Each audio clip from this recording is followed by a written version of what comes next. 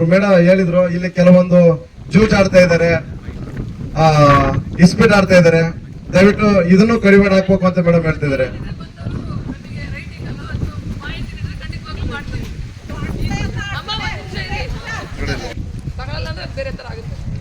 ತಗೊಳ್ಳಲ್ಲ ಅಂದಾಗ ಈ ತರ ಪ್ರತಿಭಟನೆ ಮಾಡೋದು ಅಥವಾ ಇನ್ನೊಂದು ರೀತಿ ಮಾಡೋದ್ರಲ್ಲ ಅರ್ಥ ಇದೆ. ಅದು ತಗೊಳ್ಳಲ್ಲ ಅಂತ ನಮ್ಗೆ ಇದುವರೆಗೆ ಯಾರು ಮಾಹಿತಿ ಕೊಟ್ಟಿದ್ರಂಗೆ ಈಗ ಇಲಾಖೆ ಅವರು ನಿಮಗೆ ಗಮನಕ್ಕೆ ಆಗ್ತಾ ಇದ್ದಾರೆ, ನಿಮ್ ಗಮನಕ್ಕೆ ಆಗ್ತಾ ಇದೆ ಮೇಡಮ್ ಅವರೇ, ಸ್ವಲ್ಪ ತಡೀರಿ ಅಂತ ಹೇಳ್ತಾ ಇದ್ದಾರೆ.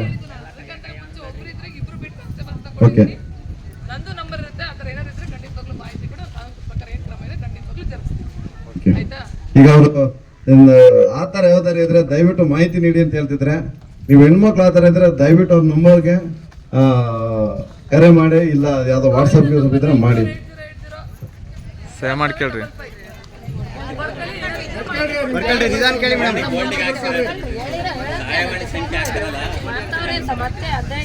ಸೈನ್ ಹಾಕಿಲ್ಲ